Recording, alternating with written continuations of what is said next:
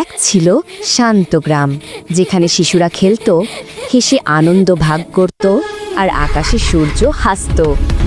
কিন্তু হঠাৎ এক অদ্ভুত দিন আসে।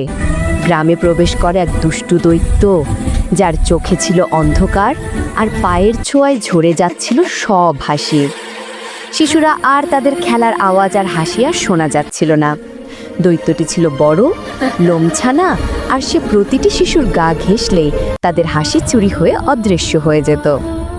গ্রামের মানুষ হতাশ হলো, কারণ কেই সাহস করে তার মুখোমুখি হতে পারছিল না।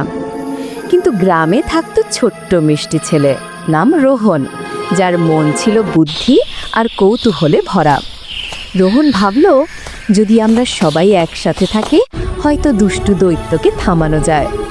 রোহন তার ছোট্ট ঝুড়ি হাতে নিয়ে বের হলো গ্রামের খেয়াল করার সব জায়গায়, বাগান, নদীর ধারে, পুকুরের কিনারায়। পথে সে দেখা পেল ঝলমল করে উড়ন্ত পাখি, বুদ্ধিমান কচ্ছপ আর কথা বলতে পারা ছোট্ট বেজি। সবাই রোহনের সাহস দেখে তাকে সাহায্য করতে চাইল। এক রাত চাঁদের হালকা আলোয় রোহন ঝুড়ি বাতাসে ঘোরালো। ঝুড়ির আলো ধীরে ধীরে দৈত্যের চোখে প্রবেশ করল। দৈত্য অবাক হলো, কেউ তার অন্ধকার চোখে আলো দেখাচ্ছে।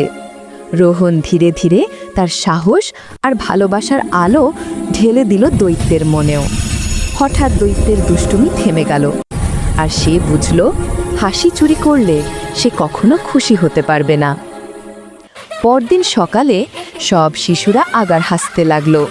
গ্রাম ভরে গেল আনন্দে, আর সব ফুল, পাখি, নদী ও আকাশের তারা যেন আবার খুশি হলো।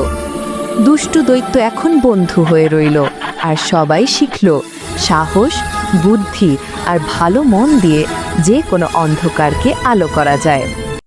গল্পের শিক্ষা: যে শিশু সাহস, বুদ্ধি এবং ভালোবাসা দিয়ে অন্যদের খুশি করে, সে অন্ধকারকেও হাসিতে ভরে দিতে পারে।